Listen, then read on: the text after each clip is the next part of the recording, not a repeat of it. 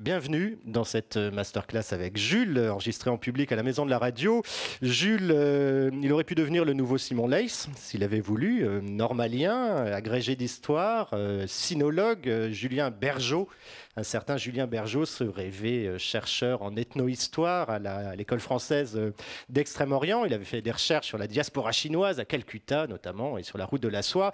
Malheureusement pour la sinologie, heureusement pour nous, heureusement pour nos zygomatiques, ce fils du mammouth, il faut le dire, hein, ces deux parents enseignés au collège, ce fils du mammouth était possédé depuis l'enfance par le démon du dessin de presse.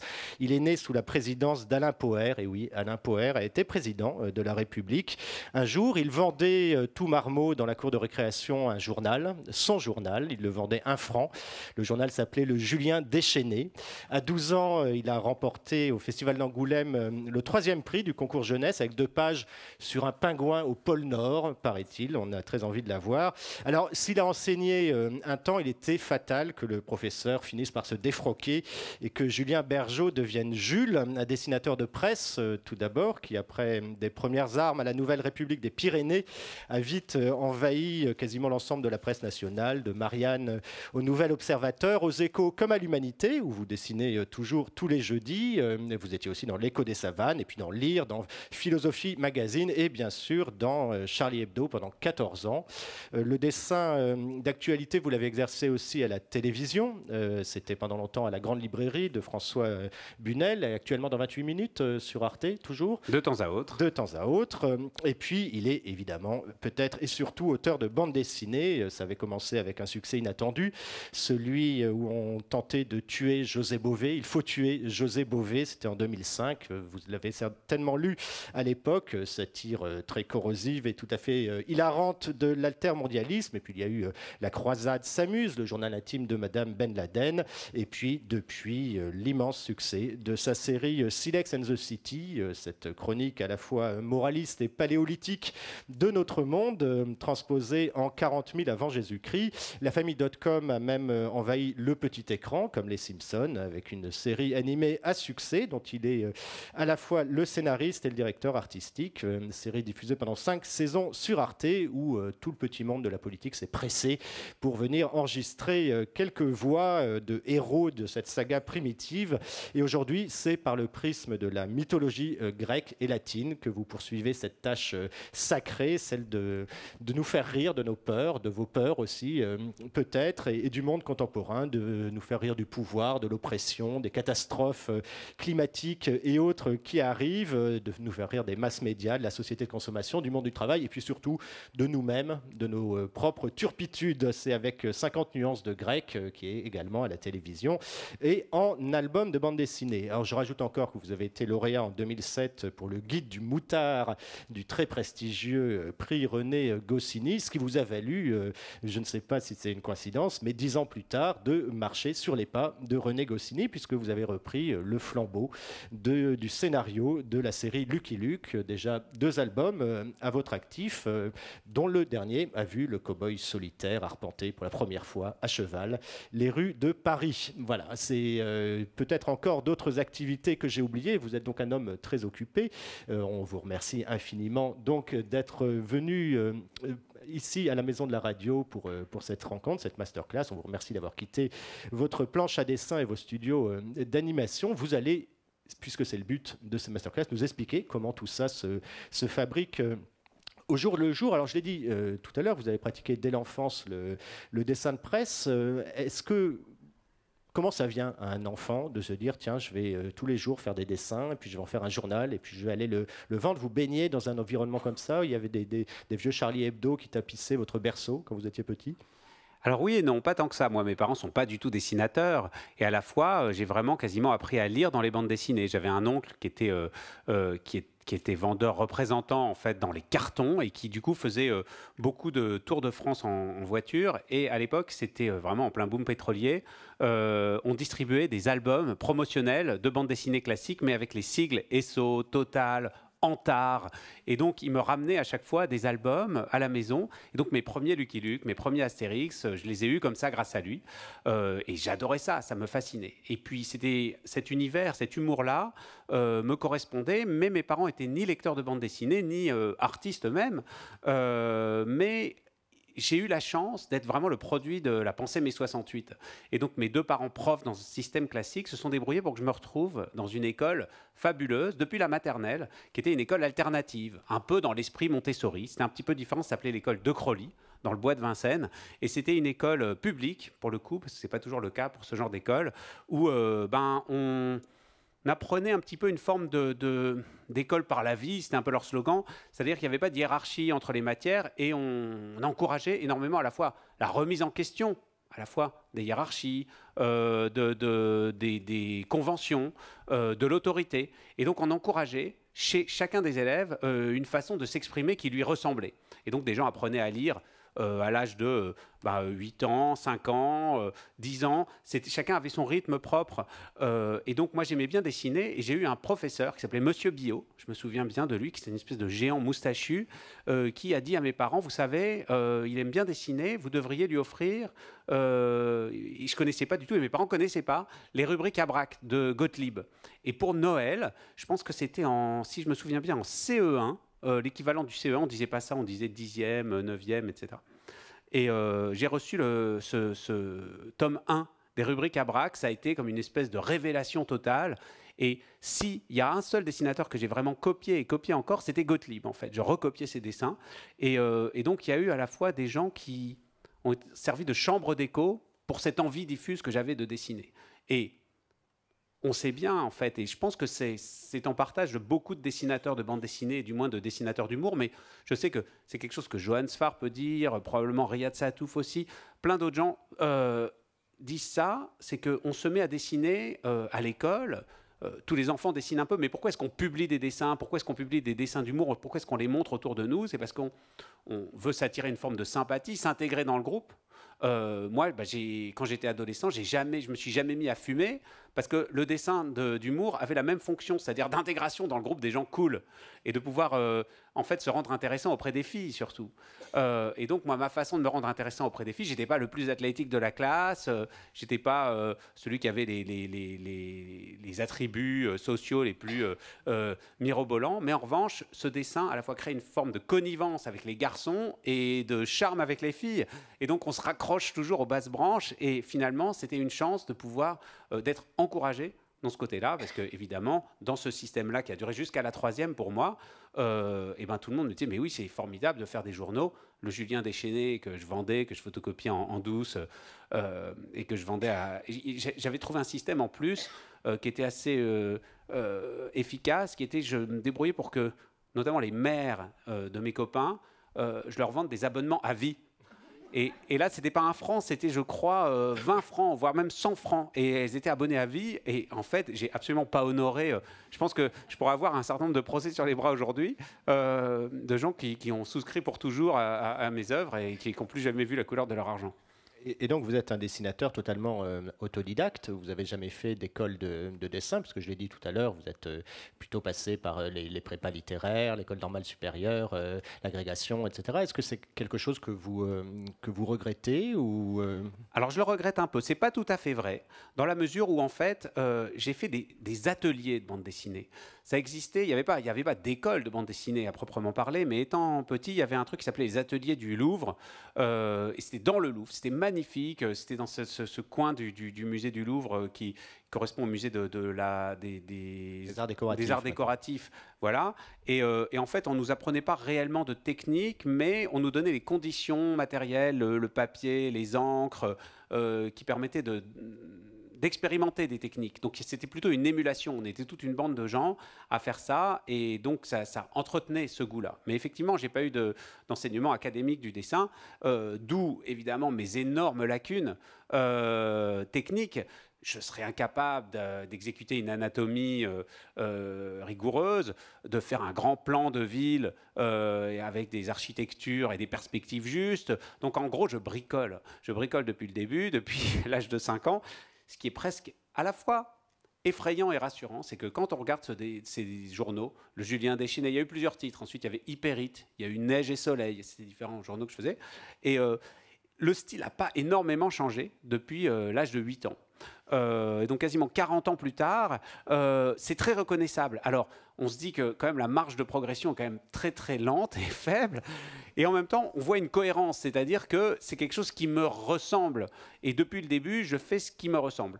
Et donc, si tout d'un coup, je me mettais à dessiner comme Moebius ou Bilal, en fait, il y aurait un vrai problème névrotique de ma part. Donc, probablement aussi, un des enjeux, c'est de faire de ces faiblesses une force, parce que aussi mes personnages sont des espèces de gros bonshommes, caoutchouteux, un peu bonshommes patates, avec des yeux en boule de loto, de la famille plutôt d'un Matt Groening. Moi, j'aime bien cette formule des familles de dessinateurs, ceux qui savent dessiner et ceux qui ne savent pas dessiner. Et pour autant, les dessinateurs qui ne savent pas dessiner ne sont pas forcément moins bons que ceux qui savent dessiner. À Charlie Hebdo, par exemple, typiquement, un Cabu était un dessinateur merveilleux qui avait une technique, un art de la caricature, du mouvement. Et dans ses enfants, il y a Luz, il y a Catherine Meurice. De l'autre côté, il y avait Wolinski, qui avait un dessin vraiment minimaliste, jeté comme ça, assez simple. Charb était de cette famille-là. Moi, probablement, je suis de cette famille-là aussi, c'est-à-dire que c'est des dessinateurs qui ont un univers, je dirais, restreint graphiquement, et en même temps, du coup, on est obligé d'être plutôt malin, d'être dans un humour de situation, de dialogue, et on ne peut pas juste se cacher derrière une maestria graphique que d'autres auraient. J'en rêverais, hein, peut-être dans une autre vie, de faire des choses très différentes, mais probablement, j'en suis incapable. Donc, ça m'accompagne comme ça. Et malgré tout, j'exagère un petit peu, parce que quand je regarde même mes premiers albums publiés de bande dessinée, je trouve ça affreux, et je me dis j'ai quand même fait vachement de progrès depuis Il faut tuer José Bové, mais en fait les blagues sont quand même bonnes dans Il faut tuer José Bové, voilà. Oui, et je précise que dans le dernier Silex and the City, l'homme de Cro-Magnon, quand ça ressemble à du Bilal, c'est parce que c'est Bilal qui s'est invité dans votre voilà, votre parce que en fait j'avais trouvé ce système dans les dessins animés Silex and the City et ensuite 50 nuances de grec. Moi, c'est quelque chose qui m'avait fasciné dans les Muppet Show, que j'adorais étant petit. D'ailleurs, avant que ce soit un dessin animé, l'adaptation de Silex and the City sur Arte a failli être un show de marionnettes. En fait, on n'était pas sûr de passer à l'animation. Finalement, on a fait ce choix-là. Et donc, dans ces adaptations animées, évidemment, les voix sont très importantes. Et il y avait des guests, comme dans les Muppet Show, comme dans les Simpsons, autant de références pour moi, qui prêtaient leur voix. Et je me suis dit, mais pourquoi ne pas le faire en bande dessinée? Et donc, dans L'homme de Cro-Magnon, qui est un tome 8, je ne l'avais pas fait auparavant, j'ai proposé à Bilal de venir amener un de ses personnages. C'est un personnage de start-upper cro-macronien, le fondateur de Pierre BNB, qui est le site de location de cavernes entre particuliers, qui drague Spam.com, la mère de famille. Et donc, elle fait une infidélité avec son mari, elle couche avec un personnage de Bilal. Elle dit, purée, mais qu'est-ce qu'il est bien dessiné, jamais je pourrais faire quoi que ce soit. Et donc, il y a une espèce de métatexte comme ça sur le dessin. Et c'est presque bizarre quand on regarde ces deux pages, parce que c'est presque gênant. Il y a déjà un problème de proportion, on est obligé de faire des cadrages pas possibles pour faire rentrer un personnage de Bilal dans la même case qu'un de mes personnages. Et puis c'est comme si, imaginez, faire coucher un Botero avec un Léonard de Vinci. Vous voyez, c'est vraiment très très bizarre. Alors, on a eu la référence à la bande dessinée avec les rubriques à braque, le Muppet Show pour la télévision. Est-ce qu'il y a d'autres formes d'art qui vous ont influencé, très manifestement la littérature, quand on vous lit? Parce que vous racontez vos lectures de bande dessinée enfant, mais vous êtes certainement un très très grand lecteur de classiques. Et quand vous faites des citations de ces textes-là, ce n'est pas uniquement les gimmicks qui sont restés et qu'on trouve sur Wikipédia. C'est quand même un peu plus profond que ça. Oui, mais j'ai eu une gourmandise littéraire très tôt, mais sans obligation. C'est ça qui était pas mal en fait dans mon système d'éducation, c'est vraiment qu'il y avait plein de choses proposées. Et puis je me souviens que j'avais une prof qui s'appelait Nicole Roger, qui était la prof de français. Elle nous avait donné, peut-être en 6e, 8 pages écrites à la main comme ça, qu'elle avait photocopiées, avec une histoire de la littérature, enfin juste des titres comme ça, de choses qu'elle nous proposait de lire. Et ça allait de Don Quichotte à Nathalie Sarraute, en passant par tout ce que les différentes civilisations avaient pu produire en littérature. C'était très varié, très éclectique, et ça m'a servi en fait d'une certaine façon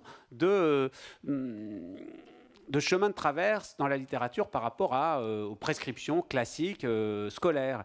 Et je me rappelle, j'ai gardé longtemps cette petite fiche comme ça manuscrite, et j'ai lu énormément de choses. Et effectivement, ça m'a probablement d'ailleurs orienté vers l'histoire et ensuite l'anthropologie, qui a été pour moi la grande matière fondatrice intellectuellement. C'est quelque chose qui a complètement changé ma façon de voir le monde. Et de se dire que effectivement, les écrivains russes, les écrivains japonais, les écrivains du monde arabo-musulman, ils ont des façons de voir et de raconter qui sont tellement différentes de nous. Ce décentrement-là, le décentrement, il est marrant quand on fait de l'humour, de faire le pas de côté, de récupérer une situation telle qu'on la connaît pour en faire quelque chose d'un petit peu différent. Mais plus largement, pour comprendre le monde et savoir qui on est soi-même, cette expérience de l'autre est vachement enrichissante, et on la trouve évidemment dans la littérature.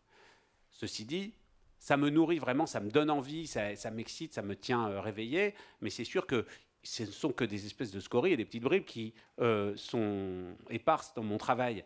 En revanche, là où c'est sûr que l'influence est très directe, en dehors de ce qu'est la bande dessinée, c'est le cinéma et la comédie au cinéma. Et en fait, d'un côté, ce rythme extraordinaire qu'est le rythme de la comédie américaine. Je me souviens, il y avait quelqu'un d'autre qui était le mari d'une collègue de ma mère qui s'appelait James Nataf, qui était banquier. Et en fait, je pouvais aller dormir chez eux pendant plusieurs week-ends de suite parce qu'ils avaient toutes les cassettes VHS des Marx Brothers. Et en fait, j'ai regardé en boucle chez eux les Marx Brothers, j'ai découvert ça chez eux. Et ça a été très important pour moi. Il y avait Mel Brooks, que je trouvais hilarant aussi. Et puis, ça c'était d'un côté. Ensuite, j'ai découvert Woody Allen un peu plus tard, mais en fait, qui est souvent en filigrane dans mon travail, même si il y a moins le côté ultra cérébral new-yorkais, évidemment, que lui véhicule, mais ce dispositif de gens qui racontent un peu leur vie, comme ça, cette espèce de... Puis cet écho en permanence de la psychanalyse, moi, il compte pour moi, peut-être on pourra en reparler, mais pour moi, le travail sur le langage est vachement lié à ces questionnements-là. Mais ensuite, et il y avait surtout ces génies français de la comédie qui, pour moi, étaient la seule raison qui me permettait d'ailleurs de rester éveillé le soir, parce que mes parents me laissaient regarder la télévision, quand il y avait les films de Louis de Funès, de Pierre Richard. Et donc, j'ai découvert par la suite que derrière ça, ce n'était pas que des acteurs, il y avait justement ces réalisateurs. Et Gérard Houry et Francis Weber, pour moi, ça a été aussi l'alpha et l'oméga de ma façon de voir le monde. Et Rabbi Jacob, La folie des grandeurs d'un côté, La chèvre de l'autre, je les revois ad libitum. J'adore ces films tout le temps, et très souvent, il y a pour le coup des références directes. Et ce rythme-là, ce type de rire qui est à la fois très universel, évidemment très populaire, c'est les plus gros blockbusters de cinéma qu'on puisse imaginer, qui repassent éternellement à la télévision, en faisant toujours autant d'audience, année après année, 10 ans, 20 ans, 30 ans, 40 ans après, et en même temps, d'une finesse, d'une sophistication, bien souvent, comme souvent d'ailleurs dans les comédies, ignoré par la critique, par la réception, je dirais officielle, dominante, intellectuelle de l'époque, mais comme souvent réhabilité ensuite par d'autres intellectuels qui se sont mis à écrire des thèses sur Louis de Funès, etc. Et probablement ça arrivera pour Johnny Hallyday. C'est-à-dire cette récupération de la culture super pop quelques années après, de façon posthume, c'est à la fois naturel. Moi, je trouve ça plutôt presque... Il faut de la place pour tout le monde, donc c'est bien. Alors, cette collision, je dirais presque, entre plus que fusion, c'est-à-dire qu'il y a un effet de collision chez vous entre culture populaire et culture dite savante, qui passe beaucoup par les jeux langagiers pour vous, et notamment par ces jeux de mots. Je cite quelques titres de certaines de vos histoires. Platon la gaffe, par exemple, ou Da Vinci Digicode, évidemment les 50 nuances de grec, mais aussi la guerre du 9-3 n'aura pas lieu, ou encore celui que je préfère, les bronzés fondus Chomsky. Voilà, ça me réjouit absolument. Est-ce que ce sont des choses qui sont travaillées chez vous? C'est-à-dire que c'est vraiment quelque chose de conscient, ou ça s'impose presque de manière inconsciente? Enfin là, c'est vraiment le côté lacanien chez vous. Le langage produit ce genre de collision. C'est un peu tout à la fois. Déjà, tout simplement, je me suis rendu compte que pour avoir une visibilité, c'était très marrant d'avoir une espèce de perspective un peu parasite de la culture de masse. Parce que aussi, ça parle de ça. Moi, très souvent, et l'humour, c'est souvent ça aussi, ça utilise des clichés, ça utilise un certain nombre d'évidences de la société en les décalant. Donc en fait, il faut trouver quelles sont les références les plus massives, les plus universels pour pouvoir s'en saisir. Et donc, en fait, quand j'ai créé Silex and the City, j'avais jamais vu Sex and the City, mais je me suis dit, mais c'est marrant, en fait, d'utiliser ce mot qui est dans l'oreille de tout le monde, 50 nuances de grec, etc. Et donc, c'est devenu un peu ma marque de fabrique dans les titres, d'avoir ce truc-là qui attire l'œil tout de suite chez les libraires. Et donc, voilà, les gens ont envie de lire le livre, même si ça ne parle pas de ça. Donc déjà, c'est un petit truc presque commercial, en tout cas, pour susciter du moins l'empathie et l'intérêt d'un lecteur. Tout de suite, tac, il voit ce titre et puis il se marre. Et puis il ouvre. Il ne sait pas du coup de quoi ça va parler. Est-ce que ça va être une critique frontale? Est-ce que ça va être un pastiche? En général, c'est même ni l'un ni l'autre. C'est juste une espèce de petit hameçon, de signe de piste. Mais ça raconte effectivement cette volonté que j'ai en tout cas. Et même a posteriori, je me rends compte, c'est pas quelque chose que je pense énormément en amont, mais de mettre en scène cette culture de masse qui, moi, à la fois me gêne et dont on est tous, je dirais, le produit naturel, parce que, qu'on le veuille ou non, même dans notre tour d'ivoire, on est irrigué par tous ces trucs-là, de slogans publicitaires, de grands produits marketés en littérature, en chansons. Moi, j'adore Nanni Moretti. Il y a dans Journal intime, en fait, un des personnages, copain de Nanni Moretti, qui est un auteur, philosophe, puriste, qui n'a jamais eu de télévision, qui n'a jamais voulu entendre parler de la télévision.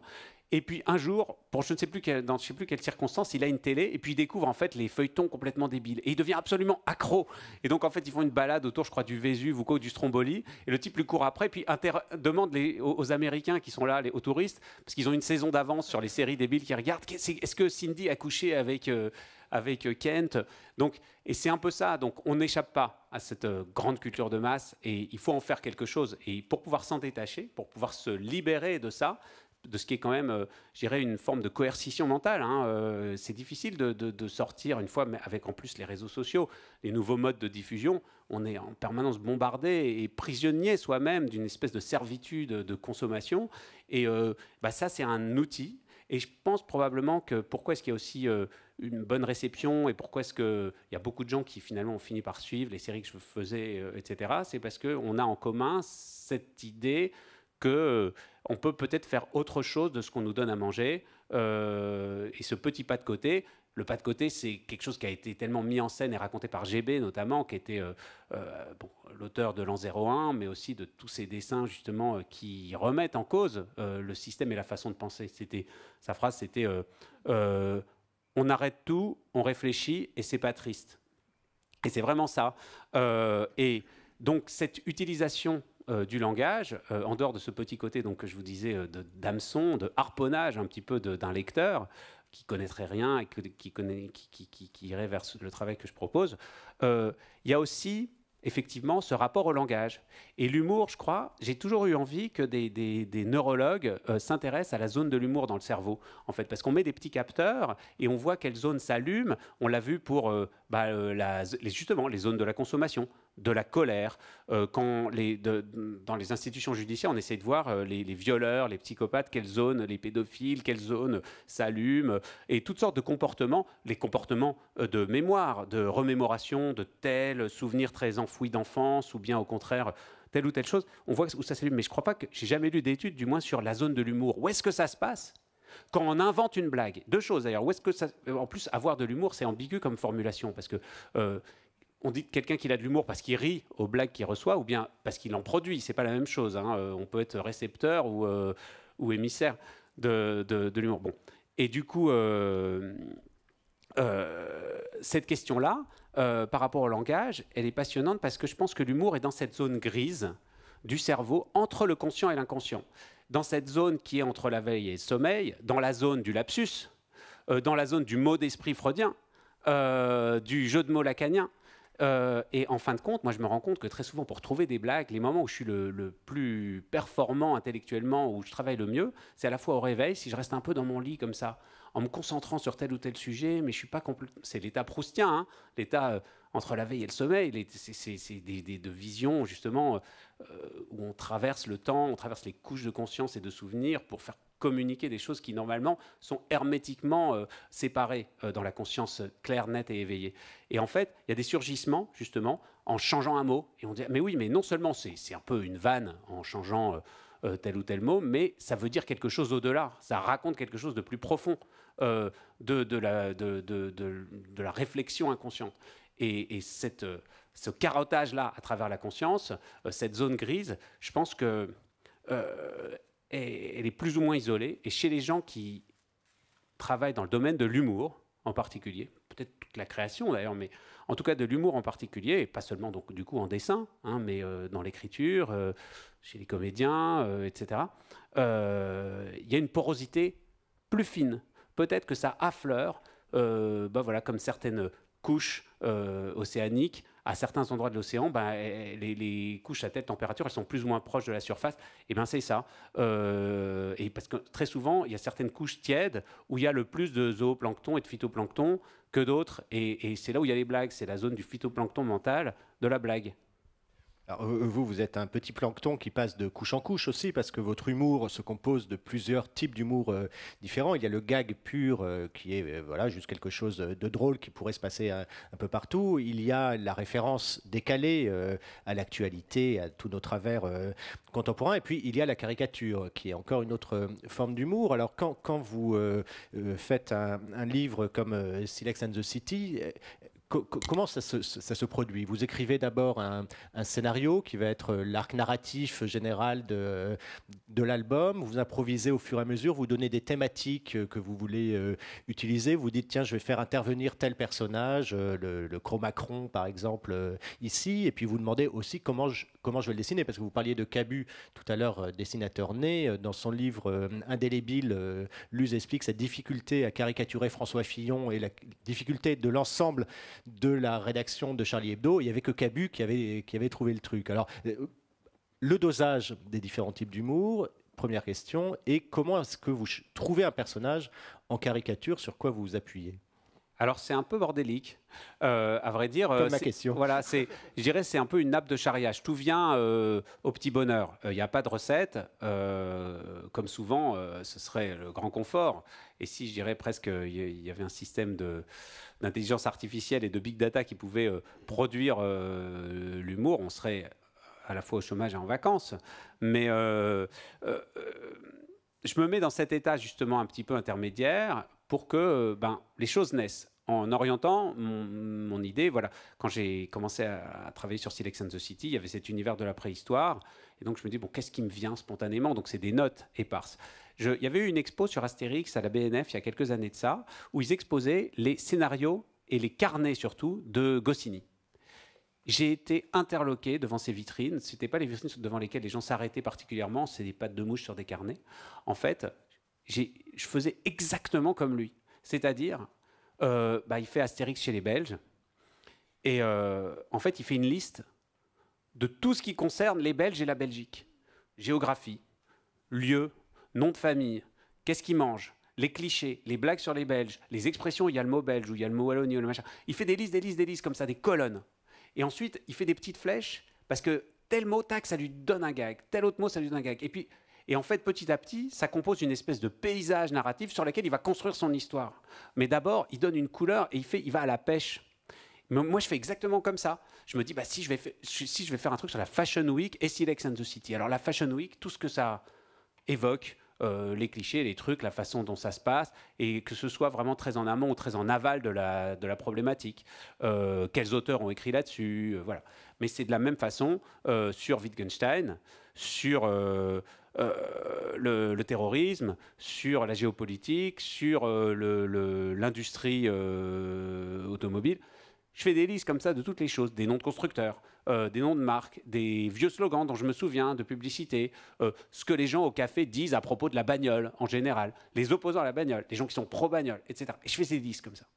Et à partir de ces listes, des choses naissent, des espèces Et en fait, quand c'est des espèces de collisions d'univers, c'est-à-dire la préhistoire et notre époque contemporaine, par ailleurs, j'ai une espèce de bible, Silex and the City, où j'ai une liste en fait de toutes les aires géologiques, toute la faune préhistorique, l'outillage, les termes de peinture rupestre, etc. Et donc, en fait, je regarde, je mets les deux fiches côte à côte, Et en fait, il y a comme des espèces d'éclairs, de choses invisibles, de liens qui se font d'une feuille à l'autre, et ça crée ces histoires.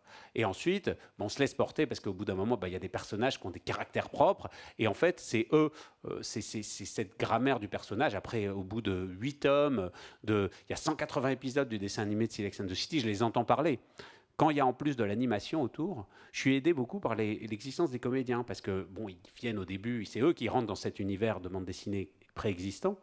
Mais à partir d'un moment, en fait, moi, quand je fais des albums, j'entends parler les comédiens. Justement, c'est la question que je me posais. On reviendra tout à l'heure à la deuxième partie de ma question, mais est-ce que le fait que ces albums aient été adaptés a changé votre façon d'écrire? C'est-à-dire que quand vous écrivez, dessinez une histoire qui va paraître en album, est-ce que vous pensez déjà à la mécanique audiovisuelle qui n'est pas la même dans le récit et qui fait que vous vous interdisez, par exemple, d'écrire une histoire qui sera compliquée à mettre à l'écran? Non, au contraire, ça s'est entrenourri au fur et à mesure des années. Au début, la première saison, ça venait vraiment des albums. Donc c'était vraiment un travail d'adaptation. Et puis petit à petit, je me suis mis à écrire simultanément les albums et l'animation. Il y avait des choses qui étaient proprement audiovisuelles. Il y avait des parodies, des pastiches de comédies musicales, de films existants. C'est des choses où il fallait vraiment du son, une forme de découpage qui ne donnait rien du tout en bande dessinée. Et puis d'autres choses, finalement, où il fallait vraiment pouvoir lire les mots, lire les acronymes. Et ça passait pas du tout en audiovisuel. Donc il y avait des limites dans la communication, mais c'est vrai que les choses se portaient les unes avec les autres. Et puis par exemple, il y a le personnage de Diane de Brassampouy, qui a la gueule de la dame de Brassampouy, qui est une espèce de petite statue qui est exposée au musée à Saint-Germain-en-Laye, au musée d'histoire, c'est Vénus préhistorique magnifique. Elle a cette gueule-là, en fait, la cousine, elle est top modèle, et puis c'est une espèce d'aristo-sapiens complètement snob, raciste, etc. Et c'est Amélie Nothomb qui a prêté sa voix au personnage. Et quand je la mets en scène dans les albums qui ont été faits après l'adaptation, en fait, j'ai comme une espèce d'Amélie Nothomb intérieure qui parle avec sa voix comme ça, qui prend un accent un peu spécialement snob, mais comme probablement le côté diplomate belge de sa famille, on avait le secret. Et c'est elle qui parle dans ma tête pour ensuite faire vivre de manière juste ces personnages. Alors, je n'ai pas oublié la deuxième partie de ma question. Comment se fait la caricature? Est-ce que c'est un art particulièrement difficile pour vous? Est-ce qu'un personnage qui existe dans la vie courante arrive très facilement sous votre crayon? On ne sait pas, je ne crois pas qu'il y ait non plus trop de techniques, mais à la longue, on se rend compte que selon les dessinateurs, il y a des gens qui commencent plutôt à se focaliser sur le regard, d'autres sur le nez, d'autres sur la bouche, d'autres sur la silhouette. Et puis, effectivement, il faut trouver un point d'ancrage dans un personnage quand on doit le mettre en scène, le caricaturer. Et donc, voilà, par exemple, Macron, qui n'est pas forcément évident. Moi, mon point d'accroche sur Macron, c'est ses yeux, la fixité de ses yeux. Il a deux espèces d'yeux ronds qui m'ont toujours énormément frappé. Je trouve qu'il a un visage un peu de marionnette de bois, en fait. Et c'est bizarre. Il y a un côté légèrement inquiétant et à la fois familier. C'est ce qui fait à la fois son succès et puis le côté repoussant qu'il peut avoir. Et donc ça, je me suis dit, tout va être dans les yeux, en fait. Donc ces billes, la ronde, comme ça, qui ne bougent pas, très inexpressive à la fois, et puis en même temps très puissante, parce que pour lui, c'est une force. Ça me sert pour Macron. Ensuite, je ne sais pas si vous avez déjà posé la question. Moi, j'aime bien poser la question aux gens, d'ailleurs. Antoine Guillot, quand vous êtes dans votre douche, par quoi vous commencez pour vous laver? Ça dépend si je me lave les cheveux ou pas. Ok. Donc si c'est les cheveux, c'est d'abord les cheveux. C'est d'abord les cheveux. D'accord. Parce qu'en fait, si on interroge les gens, ça paraît une évidence, mais il y a des gens qui commencent à se laver le ventre, d'autres sous les bras, d'autres le cul, d'autres qui commencent à se laver les pieds. Il y a des gens qui commencent par les extrémités, puis qui vont vers le centre, d'autres qui vont vers le centre et vers les extrémités. Et en fait, ça dit énormément de choses de la perspective corporelle de chacun. Et vous? Et de la vision du monde. Moi, je commence par le nombril, et puis je fais mousser le nombril, comme ça, vous voyez. Et donc, savoir que mon œuvre commence par le nombril, c'est, je dirais, assez porteur de sens, non? Ah oui, mais le nombril mousse mieux. Voilà. J'aime bien me faire mousser en commençant par le nombril. Voilà. En gros, c'est ça. Je vais tout relire à partir de ça. Alors ça, c'est la discipline un peu de travail quand vous travaillez sur un album qui va être long. Mais je l'ai dit tout à l'heure, vous avez longtemps pratiqué le dessin de presse. Vous le faites encore un peu une fois par semaine à l'Humanité. Et vous l'avez aussi beaucoup fait, le dessin en direct à la télévision. Alors comment est-ce qu'on se prépare à ces exercices particuliers et de quoi on se nourrit, dans quel état on est au moment où on dessine, parce que vous n'avez pas le temps là, de faire forcément tout ce travail que vous venez de nous exposer. Alors, le dessin en direct, c'est un truc très particulier. Effectivement, là, on est vraiment dans l'éclair, dans le trait dans tous les sens du mot, c'est-à-dire le carreau d'arbalète qu'on décoche le plus rapidement possible en visant le plus juste possible. C'est un dessin jeté, donc il n'y a pas un souci d'élaboration graphique très très sophistiquée, mais c'est le mot d'esprit en fait. Et alors ça dépend des émissions.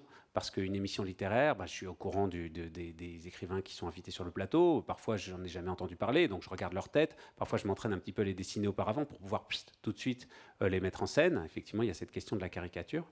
Je reçois souvent les bouquins qui sont... Alors, je n'ai pas toujours le temps de les lire, mais du moins, je les feuillette, je vois dans quel univers ils apparaissent. Et en fait, la machine à blagues se met déjà en route un petit peu en mode hors gel. Et puis, l'émission...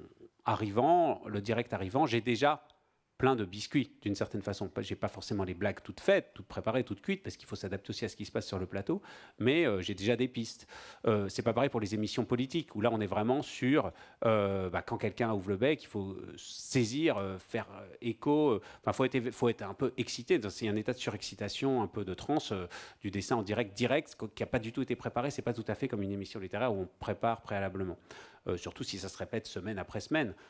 J'ai fait 4000 dessins pour la Grande Librairie. 4000, c'est vachement quand même sur les écrivains. Et donc c'est un peu différent. Mais en tout cas, il arrive aussi qu'il y ait des réunions comme ici, ou des colloques, ou des choses comme ça, dans des sphères de très très très différentes, où il faille faire des dessins en direct. Ça, c'est ce que je préfère, parce que pour le coup, c'est comme les DJ. C'est-à-dire qu'il y a une salle, il y a un public, et on voit que quand les gens se marrent, du coup, on peut appuyer sur le clou, on peut faire des running gags. On peut aussi, évidemment, il y a des petits trucs de battleur, et donc les trucs en dessous de la ceinture pour la personne qui est avec vous sur scène ou qui s'exprime en direct, on repère sa cravate qui est moche, une mèche qui dépasse, le fait qu'il ait des poils sur le nez, et là on y va, et en fait ça fait marrer tout le monde. C'est hyper un peu vicelard de faire ça, mais ça fonctionne, et ensuite ça permet de passer des choses qui sont plus profondes, mais en utilisant ça parce qu'il y a une connivence qui s'est mise en place avec le public. Ce dessin très rapide, moi, il y a un truc que j'adore. J'ai une théorie sur l'humour en fait français. Quelles sont les particularités de l'humour français? Et pour moi, il y a une chose. Donc, il y a cette influence de l'humour américain. En fait, le fait que ce soit un pays qui soit entre les influences, je dirais, anglo-saxonnes et nordiques d'un côté et latines de l'autre, ça fait que c'est pas la même façon de voir le monde. Je pense que la décolonisation et le fait qu'il y ait plus d'1 million de personnes qui soient venues d'Afrique du Nord ont apporté un bouleversement dans l'humour. Et on voit bien que les grands humoristes, les grands comiques d'après la décolonisation viennent massivement d'Afrique du Nord. Et que d'un Jamel à un Gad Elmaleh, de plein d'auteurs comme ça, inspirés de tout ça, finalement de Riyad Satouf à Johan Sfar, cette influence, je dirais, à Jules, parce de que l'Orient. Vous avez un peu de Tunisie voilà, aussi. Moi, j'ai une famille partiellement tunisienne, et ça vient de ça. Et ça, c'est aussi, ça informe l'humour français. Mais le fond de sauce, quand même, pour la façon dont ça s'est aggloméré, toutes ces influences-là, pour faire une musique, une mélodie particulière de cet humour, c'est le XVIIIe siècle, pour moi, et c'est l'esprit du XVIIIe siècle qui a été partiellement détruit par la Révolution française, mais cet esprit-là, qui est l'esprit des salons littéraires, moi j'adore ce film ridicule, de Pitié, Patrice Lecomte, et avec ces personnages qui justement peuvent monter au sommet du pouvoir en un seul mot d'esprit, ou au contraire tomber du piédestal et être réduit à néant. Un seul mot suffit pour ça. Et cette rapidité-là du mot d'esprit, du calembour, du bourrimé, cet esprit-là voltairien, il est extrêmement important. Et cette légèreté et gravité simultanée, c'est une marque de fabrique, moi, à laquelle je suis extrêmement attaché. J'ai toujours été fasciné par ces gens-là, ces traits d'esprit. Et je pense qu'on est vraiment héritier de ça, de manière importante. Et j'ai toujours été amusé par l'opposition entre un Voltaire et un Rousseau. Rousseau qui était toujours très très aigri vis-à-vis de Voltaire, parce que Voltaire était tellement brillant dans les salons, il avait toujours le mot qui tue, comme pour le dessin en direct dans les émissions, alors que Rousseau, lui, il avait exactement la bonne réplique, mais 1 heure plus tard, alors qu'il était en train de redescendre l'escalier. C'est des confessions de Rousseau d'ailleurs que vient l'expression l'esprit d'escalier. Il dit oui, mais moi aussi j'ai de l'esprit, mais j'ai de l'esprit dans l'escalier. Oui, c'est trop tard. Et cet esprit n'est pas exempt de cruauté aussi par moment. Ça peut aller jusqu'à la méchanceté. Dans la version contemporaine, où on est, tout l'espace audiovisuel et public est rempli d'humoristes qui sont parfois d'une grande cruauté, surtout d'un grand cynisme. Comment est-ce que vous posez la question jusqu'où je peux aller dans la cruauté, justement, et comment faire de l'ironie sans tomber dans le cynisme? Oui, c'est une bonne question. Moi, je pense qu'effectivement, il y a beaucoup trop de domaines qui se sentent obligés de mettre en scène sous l'angle de l'humour les choses. Et que moi, je suis très, très attaché à la notion de contexte, en fait. Il y a cette... c'est vertigineux, l'occurrence de cette question, peut-on rire de tout? Puis la réponse, oui, mais avec tout le monde. Ce truc-là, les dessinateurs d'humour, on leur pose invariablement cette question dans tous les débats, dans tous les interviews. Donc on ne sait même plus quoi répondre, on n'a même plus de pirouette. Là, on est à court de munitions pour répondre à ce genre de questions bateau. Mais elle dénote effectivement de l'importance du contexte, d'où on parle, à qui on parle, dans quelles circonstances et à quel moment du temps on rit, en fait. C'est ça avant tout. Et les affaires extrêmement épineuses et douloureuses autour de l'humour qui ont été au centre du monde depuis quelques années tournent autour de ça. Le fait qu'un dessin d'un quotidien danois ait pu être lu quasiment en simultané dans une madrasa à Peshawar, du fait de l'abolition par les nouvelles technologies d'un effet de terroir, de lieu, est emblématique de cette explosion du contexte. Et cette disparition du contexte est hyper dangereuse. Et en fin de compte, vous me posez la question, où est-ce qu'on met des limites à la cruauté en fait, un même dessin qui serait publié dans Charlie Hebdo, ou dans Minute, ou dans Télérama, ce même dessin, parce qu'il est ancré dans un journal qui a un passé, qui a un lectorat, qui a des présupposés, ne veut pas dire la même chose, évidemment. Ce n'est pas le dessin en soi. Donc le dessin hors contexte, il est très dangereux. C'est comme une bactérie qui se serait envolée d'un laboratoire d'analyse des virus. On ne sait pas à quelle autre souche il va se heurter et qu'est-ce qui va se passer. C'est vraiment un truc d'apprenti sorcier. Donc c'est pour ça que c'est dangereux. Moi, ce qui me gêne et me déprime parfois dans l'invasion de l'humour, dans plein de domaines, c'est que précisément, c'est une espèce c'est comme de mélange sans goût, de mélanger de la confiture sur de la viande trempée dans du thé. C'est quelque chose qui est hors de propos parce que le contexte n'est pas là, en fait. Donc, moi, je pense qu'il n'y a aucun type d'humour, de dessin qui n'est a priori à proscrire ou dangereux ou douloureux. Il faut vraiment juste réfléchir à son apparition, au lieu et au contexte de son apparition. Quand je dois réfléchir et répondre à des questions sur est-ce qu'il y a des dessins que j'aurais regrettés ou quoi, j'ai souvent une histoire que je raconte qui est, je m'en souviens, c'était dans Charlie, je crois, la mort de la skieuse Régine Cavagnou, qui a eu un accident. Je ne m'étais jamais intéressé au ski auparavant, probablement j'avais à peine entendu le nom de cette personne, mais j'ai trouvé une blague et c'était presque une espèce de plaisir gratuit à faire. Et finalement, moi, mes premiers dessins dans le Julien Déchaîné, c'est des trucs d'humour noir sur les catastrophes aériennes, les crashs, les naufrages de ferry. Il y avait eu un naufrage de ferry en mer du Nord. Je me rappelle qu'à l'âge de 11 ans, je faisais des vannes là-dessus. Bon. Et il y a eu plein de morts. Bon. Et donc Régine Cavagnou, c'était la vie au sport d'hiver, et puis c'est un dessin en deux parties, la journée sur les pistes, vous voyez qui skiait, puis le soir en boîte, puis il y avait un cercueil. Et je trouvais ça marrant, en fait ça a fait marrer tout le monde et tout. Et puis on m'a reproché en disant mais pourquoi t'as fait ça, c'est vraiment d'une cruauté, imagine ce que pourraient penser les familles, les proches et tout. La vérité, on le sait très bien, et moi je l'ai observé depuis 20 ans quasiment que je travaille dans le dessin d'humour, c'est qu'en fait les gens qui sont directement touchés par quelque chose se moquent éperdument des commentaires ou des blagues qu'il peut y avoir autour, parce que c'est bien plus important que toute cette espèce de brouhaha médiatique qu'il peut y avoir autour. Et en fin de compte, les gens qui, maintenant, parce qu'il y a les réseaux sociaux, en plus s'offusquent, hurlent au scandale, c'est précisément les gens qui sont plus royalistes que le roi, qui ne sont pas directement concernés, et qui se mettent dans la peau de la personne qui pourrait être blessée, qui anticipent cette espèce d'offuscation, et c'est ça, en fait, qui est hyper dangereux, de vouloir faire la police pour les autres. En fait, je pense qu'il y a une responsabilité de chacun et chacun est habilité à lui-même exprimer son rejet ou son refus, mais ne pas avoir des porte-paroles qui, à sa place, s'érigent en père la pudeur ou en docteur de vertu. Ça me semble élémentaire, en fait.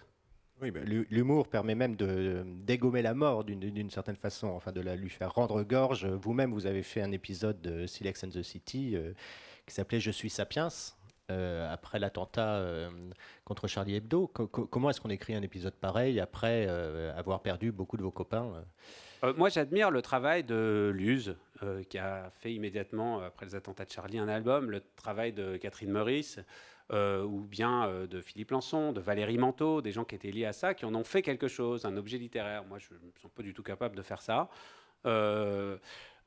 J'ai pas la bonne distance, sans doute, mais malgré tout, j'aime bien laisser quelques petits signes de piste, quelques petites lumières dans cette espèce de brouillard, de glauque de l'existence qui peut recouvrir les choses parfois, et de dire, bon voilà, ces choses existent, on ne les oublie pas, c'est comme voilà, des espèces de petits cailloux qu'on pose, qu'on empile sur les tombes quand on passe dans certaines cultures, quand on passe à tel ou tel endroit, ou quand on emprunte un chemin, on pose un caillou. Voilà, de dire c'est très présent, pour autant c'est pas obligatoirement mis en scène, mis en avant, voilà, donc effectivement moi c'est pas quelque chose qui me nourrit profondément, même si on regarde effectivement mon travail depuis quelques années, il y a presque toujours un petit signe de piste comme ça, le long du chemin.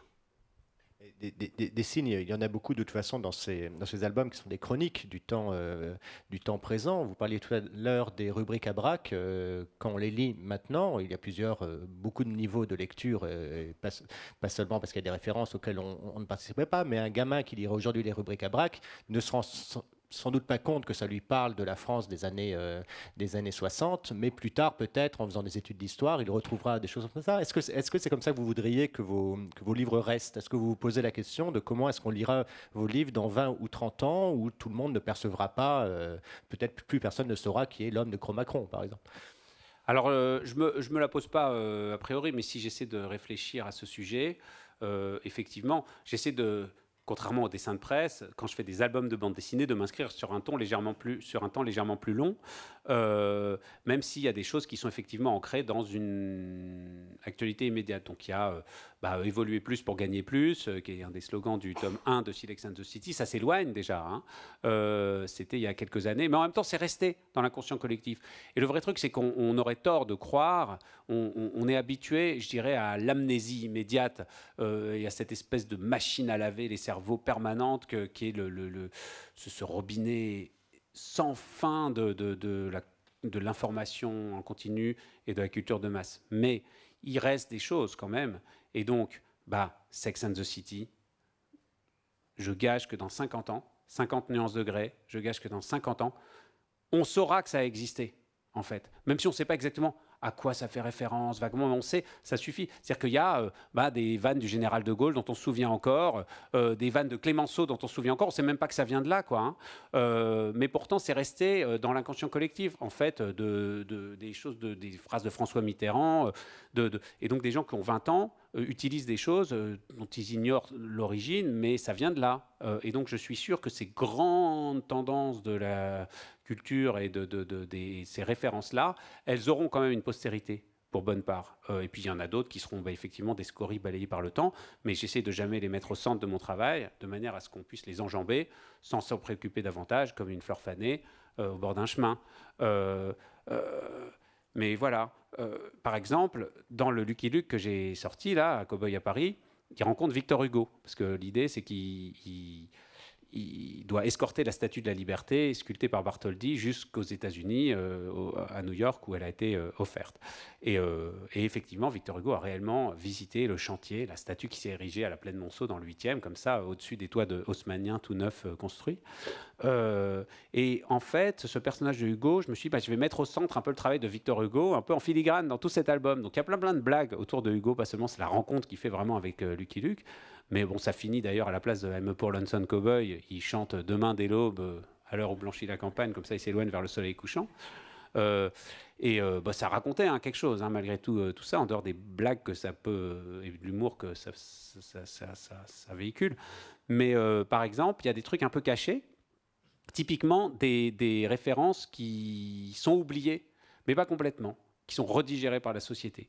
Dans les Lucky Luke, à l'entrée des villes, il y a toujours le nom de la ville et puis une espèce de petite devise qui correspond en disant notre shérif est pauvre, mais notre croque-mort est riche, etc. Enfin, ce genre de choses. Il y a toujours une petite, selon les types de villes. Et donc, moi, j'aime bien ce passage obligé-là des Lucky Luke et j'essaie de renouveler un peu dans mes albums de Lucky Luke cet art du panneau de ville. La ville de Pichipoy. Voilà, voilà Pichipoy qui était en fait c'était l'équivalent parce que comme c'était le précédent, c'était une famille de juifs orthodoxes qui immigraient aux États-Unis et Lucky Luke devait se cogner de les escorter à travers le Far West avec tous leurs rituels, toute leur culture, pas du tout adaptée au monde des cow-boys. Et puis ils arrivaient dans une ville un peu de desperados qui s'appelait Pichipoy, écrite à l'américaine, mais c'était une américanisation du terme yiddish Pichipoy, qui littéralement veut dire nulle part. Même le trou du cul du monde, en gros. Et c'est l'équivalent, finalement, de Nothing Gulch, qui est la ville récurrente de Lucky Luke, en fait, la ville du rien. Et en même temps, il y avait une façon de... Encore une fois, signe de piste. Il n'y a pas d'anachronisme dans Lucky Luke. Donc, les années 1880 avec les Juifs, on ne parle pas de la Shoah, évidemment. Mais c'est difficile de faire tout un album sur les Juifs sans qu'on ait ça aussi en tête. Et donc, Pichipoy, ça a été... par antiphrase, le nom qui a été donné dans le monde yiddish pendant la Deuxième Guerre mondiale à Auschwitz. Il est parti à Pichipoy, il a été déporté en fait. Il a été embarqué dans ce grand néant. Et donc, voilà un exemple de panneau de ville. Mais là, dans l'album du Cowboy à Paris, Bartholdi arrive dans une ville comme ça, et c'est... ça s'appelle Riverbank, bon, peu importe le nom de la ville, mais la devise, c'est... pouliche partout, shérif nulle part. Alors c'est une blague parce que les gens qui vont dans des manifs de temps en temps savent très bien que c'est un slogan qu'on tague sur les murs, qu'on scande comme ça, les manifs syndicalistes. Depuis mai 68, on crie police partout, justice nulle part. Comme ça, en rythme. Et donc, on a l'impression que c'est juste une espèce de slogan gauchiste récurrent. Tout le monde ne le connaissait pas. HD, le dessinateur, lui, qui est dans le Gers, à la campagne, il ne connaissait pas ce slogan, cette utilisation. Mais quand même, pas mal de gens le connaissent. Mais très peu de gens savent qu'en fait, ça vient du journal de Victor Hugo. En fait, ça vient des choses vues. Et c'est une des premières annotations qu'il a écrite en se baladant dans Paris après le coup d'État de Napoléon III. Il a noté police partout, point, à la ligne, justice, de point, nulle part. Et donc ça vient de là. Donc cette connerie de pouliche partout, c'était à la fois le syndicalisme, puis Victor Hugo en arrière-plan. Donc il y avait une espèce de percolation de références.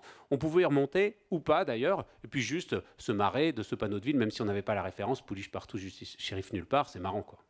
Précisément, puisque vous revenez à Lucky Luke, là où vous avez une liberté totale quand vous faites du dessin de presse, du dessin à la télévision ou vos propres séries, là vous rentrez dans un grand système de contraintes qui est à la fois un univers préexistant avec ses propres règles et puis des contraintes qui sont d'ordre éditorial. Il y a un éditeur derrière qui vous met quand même une certaine pression parce que sortir un Lucky Luke, on s'attend à un minimum de ventes quand même, et puis il y a des héritiers. Il y a la famille de Goscinny, la famille de Maurice qui avait créé Lucky Luke au départ. Comment est-ce que tout d'un coup vous vous retrouvez à discuter avec des gens alors que d'habitude vous êtes tout seul dans votre atelier et vous créez avec une liberté qui n'est limitée que par vos moyens? Je m'étais préparé à la limitation de liberté quand j'ai commencé à travailler avec des adaptations audiovisuelles, parce que ça allait passer à la télévision, mon travail. Et tout le monde m'avait dit, mais c'est l'horreur, parce que la télé, c'est vraiment le lieu de la censure. Il y a 2000 personnes au-dessus de vous qui vont relire, qui vont couper. Et en fait, les studios d'animation, ils sont extrêmement frustrés. C'est des gens en général d'un talent, mais absolument ébouriffant, et qui doivent en permanence rogner leurs exigences, rogner leurs scénarios, parce que les chaînes, c'est en général du côté des unités jeunesse, des chaînes de télévision, ah non, on n'a pas le droit évidemment de voir un personnage qui fume, qui boit de l'alcool, qui tue quelqu'un, qui grimpe à un arbre sans avoir un casque. Et donc, en fait, le nombre de... Évidemment, on ne peut pas voir un cul, un sein, une bite. C'est impossible dans les présentations jeunesse à la télévision. Et en fait, du fait que ce soit Arte, on n'a pas gagné beaucoup d'argent, mais en fait, on nous a donné quasiment une carte blanche. C'est-à-dire qu'on arrive à faire des choses complètement délirantes. Beaucoup de sexe, de violence, de drogue, à 20h45, à 1 heure d'audience familiale sur une chaîne du service public. C'est quand même une liberté merveilleuse. Et donc, j'ai pris des mauvaises habitudes que j'ai gardées d'une certaine façon avec Lucky Luke. Parce qu'effectivement, il y a des contraintes, mais c'est des contraintes tacites. Je n'ai pas eu un cahier des charges en me disant, voilà, il faut faire ci pour Lucky Luke, ça pour Lucky Luke. J'ai parlé récemment avec un des dessinateurs qui est un des repreneurs de Mickey, parce que les éditions Glénat ont un accord avec Walt Disney pour reprendre les bandes dessinées de Mickey. Mais eux, ils ont beaucoup de contraintes, parce que c'est une firme internationale, que Disney a tout un code. Il n'y a pas ça pour Lucky Luke. On sait qu'il y a 2-3 choses qui sont de l'ordre du patrimoine, mais si je pouvais les justifier, finalement, je pense que ça pourrait passer, si je voulais les bouger, ces choses-là. Et d'ailleurs, voilà, il n'était pas écrit que Lucky Luke ne pouvait pas quitter les États-Unis, mais il ne l'avait jamais fait. Donc on aurait pu m'objecter que non, on n'a pas le droit de faire sortir Lucky Luke. Lucky Luke, c'est le Far West, sinon on va dérouter le lecteur. Bon, mais moi, j'avais suffisamment de biscuits, je dirais, pour le justifier historiquement, l'asseoir. Mais ça n'a même pas été la peine, parce que naturellement, on m'a fait confiance. Donc cette relation de confiance qu'il peut y avoir à la fois avec l'éditeur et maintenant avec les ayants droit de Maurice, qui sont des lecteurs fidèles de chaque chose, en fait, à partir du moment où je peux expliquer, et justifier ce que je peux faire, en général, ça passe. Mais parfois, il faut faire effectivement passer par des explications de texte. Tout est dans le en général, parce que j'imagine qu'il y a des choses qui ne sont pas passées. Oui, mais alors, les choses qui ne sont pas passées, c'est parfois des dialogues avec les éditeurs, qui en l'occurrence sont des éditrices. Pour Lucky Luke, j'ai 2 éditrices avec qui je travaille depuis des années, et Gisèle Dehaene et Pauline Mermet. Et puis il y a la discussion aussi avec le dessinateur, pour le coup, quand on travaille, parce que parfois, c'est le dessinateur qui objecte des choses. Donc il y a une forme d'adaptation que moi j'ai appris justement en travaillant avec les équipes d'animation, qui aussi me disent ça c'est pas possible parce que il faut accepter ce dialogue-là. Mais par exemple, à un moment, Lucky Luke, quand il rencontre Madame Bovary et Charles Bovary dans un train justement qui le mène à Paris, Charles Bovary, très égrillard, très 19e, comme ça, fait des petites remarques galantes à Lucky Luke. Je parie que vous venez pour une femme à Paris, ça m'étonne pas, un beau garçon comme vous. Et il lui dit, mais méfiez-vous, vous savez, des Parisiennes, parce qu'on croit qu'elle vous appartient, et ensuite, elle laisse tout le monde leur grimper dessus. Et Lucky Luke dit, bah, précisément, c'est un peu l'idée. Et elle leur dit, ah, d'accord, j'avais pas compris. Donc il croit qu'il va avoir évidemment une poule à Paris. Mais en fait, effectivement, on va grimper sur la Statue de la Liberté voilà, ça va être un monument dont on va faire l'ascension. Et bien, figurez-vous, par exemple, que les 2 éditrices m'ont dit, mais ça ne te ressemble pas. Et en général, on trouve toujours des petits arguments un peu flatteurs pour l'auteur, de manière à ce qu'on puisse le manipuler et qu'il change dans la direction qu'on veut. Ça ne te ressemble pas, Jules, c'est un peu égrillard, c'est grivois et tout, alors que c'est dans la bouche de Charles Bovary. Ce n'était pas mon point de vue que j'assumais particulièrement personnellement. Et du coup, on a transformé cette phrase. Et donc, dans la bande dessinée, on ne dit plus on croit qu'elle vous appartient, elle laisse tout le monde lui grimper, elle laisse tout le monde lui grimper dessus. Il y a elle laisse tout le monde lui rendre visite. Beaucoup plus élégant. On est dans le détail, c'est plus élégant. Ça me ressemble plus, comme dirait l'éditeur.